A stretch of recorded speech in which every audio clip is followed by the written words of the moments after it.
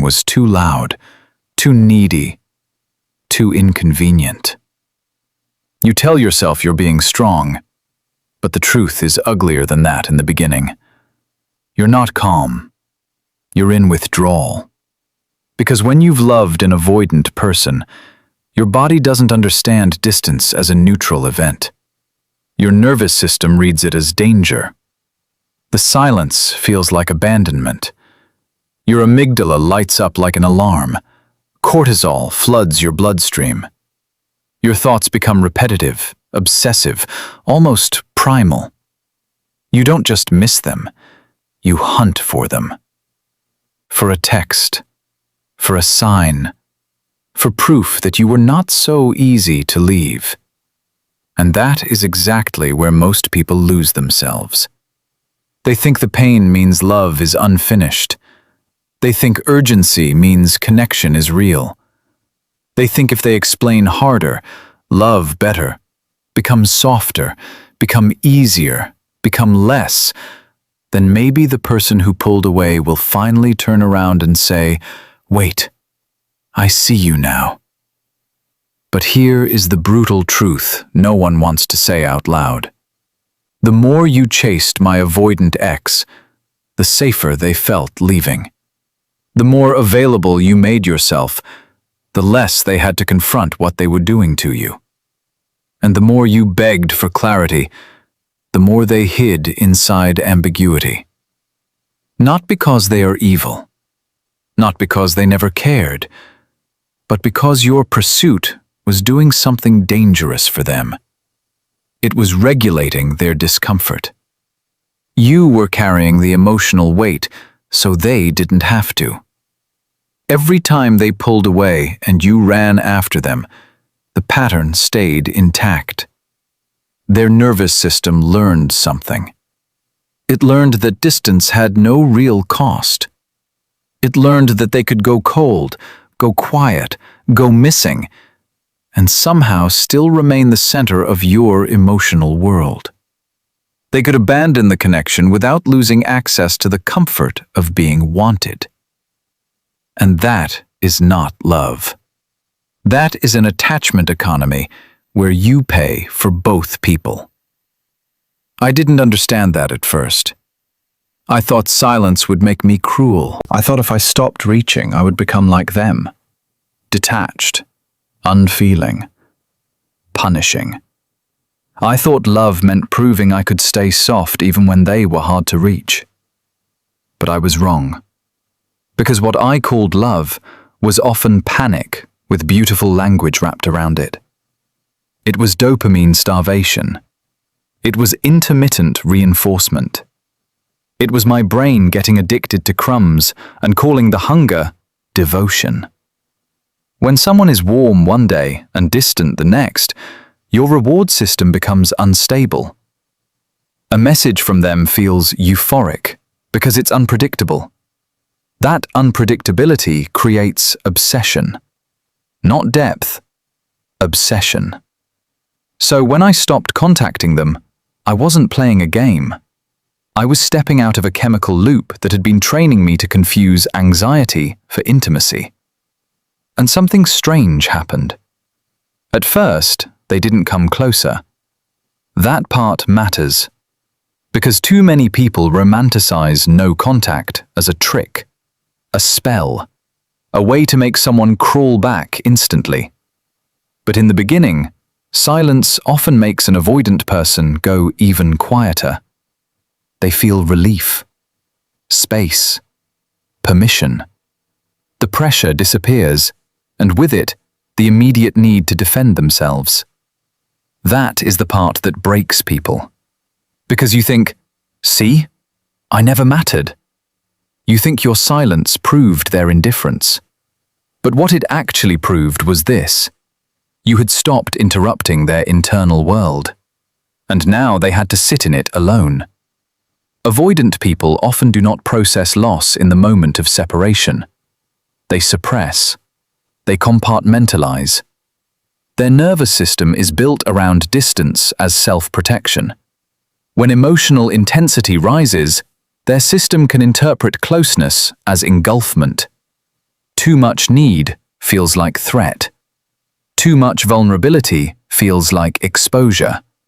So they shut down, not always because they feel nothing, but because they feel too much and have no safe way to hold it. That's why the ending can look so clean on the outside. They seem fine, unbothered, almost colder than human. But suppression is not peace. It's postponed feeling. And postponed feeling is patient. It waits until the noise dies down, until the pressure stops, until your voice is no longer filling the space they used to escape into. Then the silence changes shape. It stops being your pain. It becomes their mirror. That was the core concept that changed everything for me. Non-reactive silence. Not silence as manipulation, silence as removal. Silence as the refusal to keep translating your worth into language for someone committed to misunderstanding it. There is a kind of silence that wounds because it is passive-aggressive, dramatic, performative. But there is another kind. A colder, cleaner kind. A silence that says, I will not fight for space in a heart that closes when I arrive. That silence is terrifying at first, because it forces you to face your own emptiness. No more checking if they viewed the story. No more decoding the meaning of a delayed response. No more little emotional transactions to keep the connection technically alive while spiritually dead. Just you. Your body. Your grief. Your cravings. Your memories. Your withdrawal. And if you stay there long enough without running back to the source of the wound, your nervous system begins to do something it has not done in a long time. It begins to come home. You sleep a little deeper. You breathe without waiting.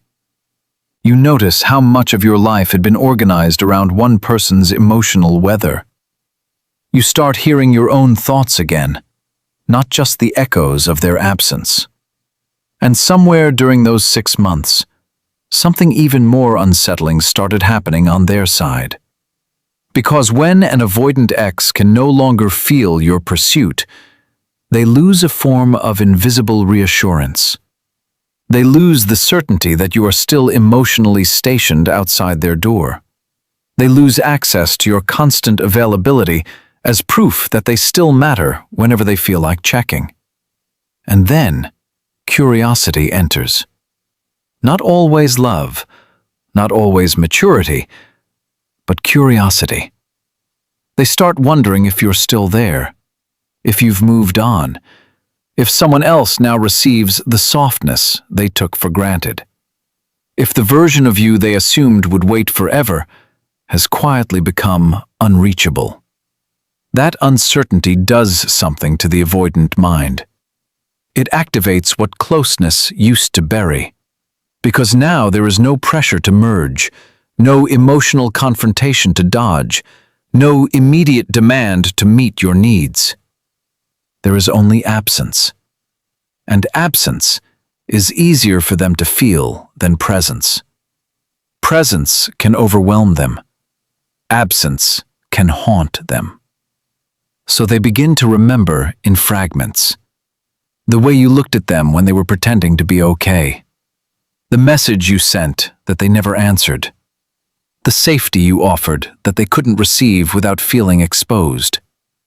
The laugh. The scent. The tiny rituals. You. And memory, when it arrives without pressure, can be devastating. This is why people get shocked months later.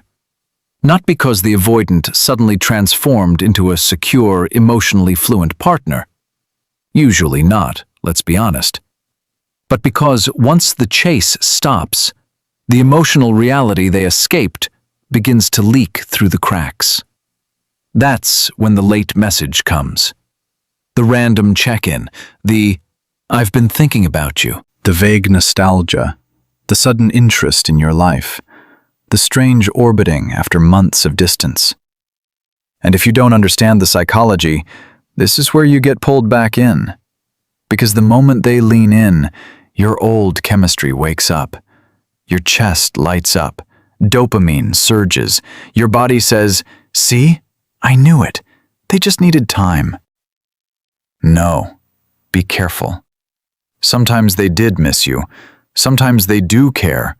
Sometimes your absence finally allowed their feelings to surface. But missing you is not the same as being able to love you well. Read that again in your bones. Missing you is not the same as being able to love you well. An avoidant person can ache for you deeply and still repeat the same pattern the second real intimacy returns, because the issue was never just lack of feeling. It was lack of capacity, lack of emotional tolerance, lack of nervous system safety around closeness, need, dependence, repair. So when they came back after 6 months, what shocked me was not that they missed me. What shocked me was how clearly I could see them. Without the panic fogging my vision, I could finally feel the difference between being wanted and being held, between being remembered and being chosen, between chemistry and safety. Before the silence, I would have called any return a miracle. After the silence, I called it data. That changed everything, because now I could see the mental scenarios as they really were. I could imagine them lying awake after a long day, scrolling through old messages, feeling the dull sting of my absence. I could imagine the discomfort rising when they realized I was no longer available on command. I could imagine them hovering over my profile, half hoping for proof I still cared, half afraid I didn't. I could imagine the conflict inside them. Should I reach out? What if it's too late? What if they've changed? What if they don't answer? What if they do? And for the first time, I didn't need to rescue them from that tension. That was the real power shift.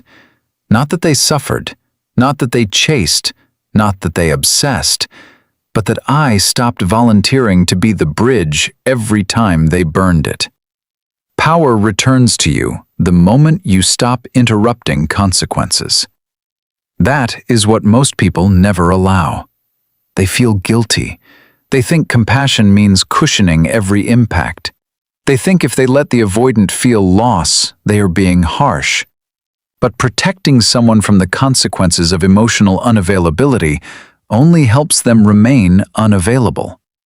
Sometimes silence is the first honest conversation you ever have with someone. It says, "If you want access to me, your actions have to walk farther than your nostalgia."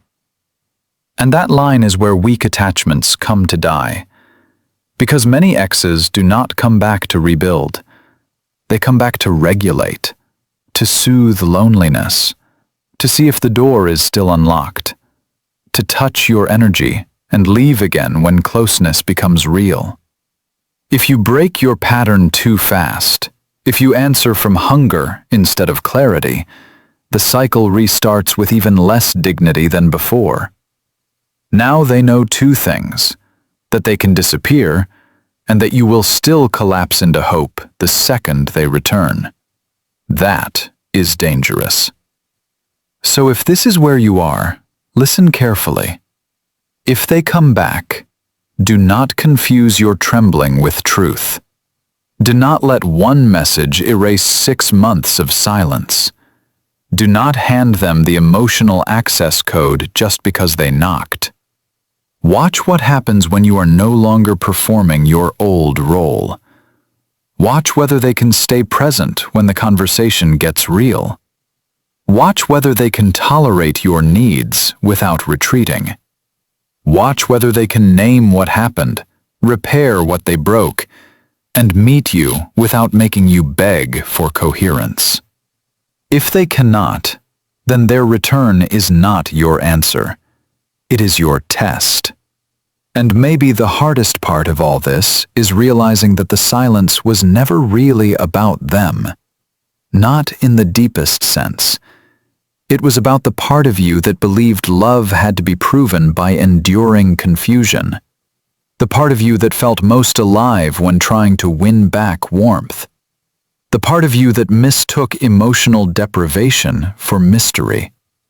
The part of you that thought being chosen by someone unavailable would finally heal the wound of not feeling enough. That is the wound that has to close. Because otherwise, even if this person never returns, another version of them will. Different face, same hunger, same pattern. Same seductive distance that makes your body want to earn what should be freely given. And your life is too precious to keep offering it to people who only know how to visit, not stay. The 6 months changed me because they forced me to sit in the ashes long enough to see what was actually burning. It wasn't just the relationship. It was the identity I had built inside it. The over-explainer, the one who waits, the one who understands everyone else's wounds while abandoning their own, the one who confuses being needed with being loved, the one who calls self-erasure loyalty. That version of me wanted them back. The version of me that emerged from the silence wanted something else.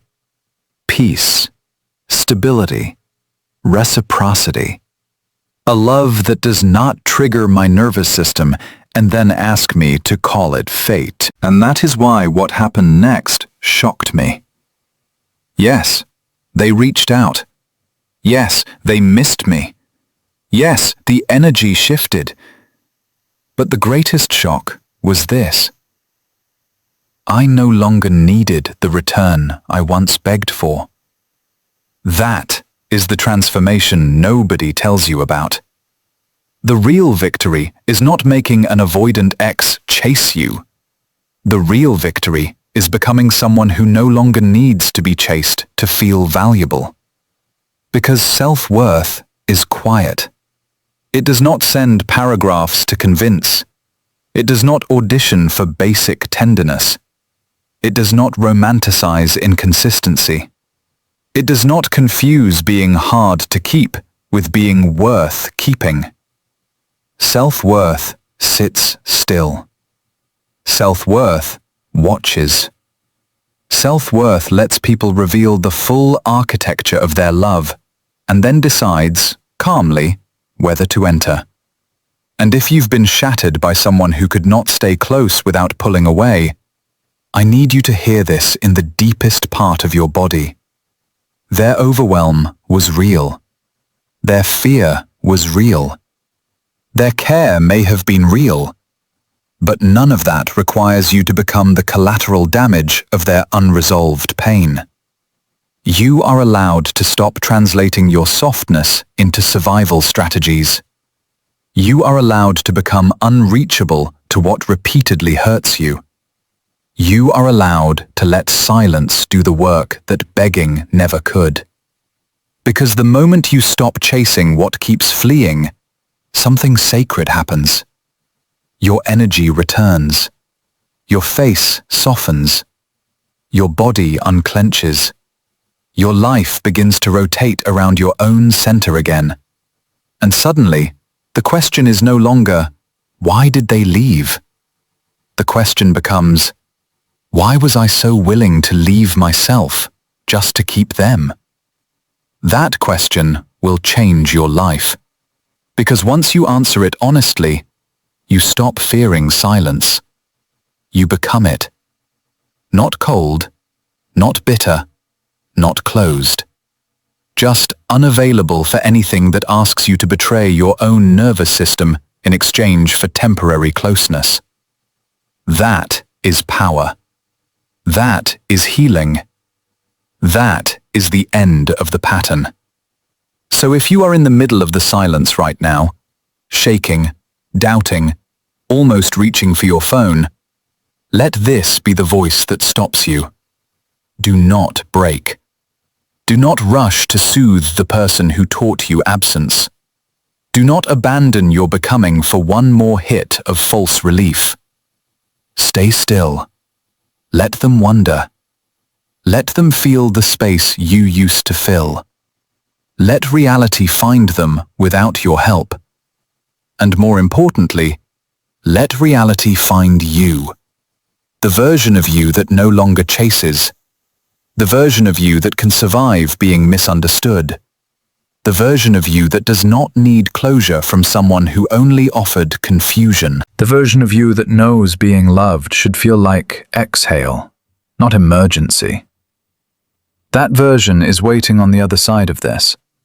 And when you meet them, truly meet them, you may finally understand what shocked me most after 6 months of silence. It was never about getting my avoidant ex back. It was about getting myself back. And once I did,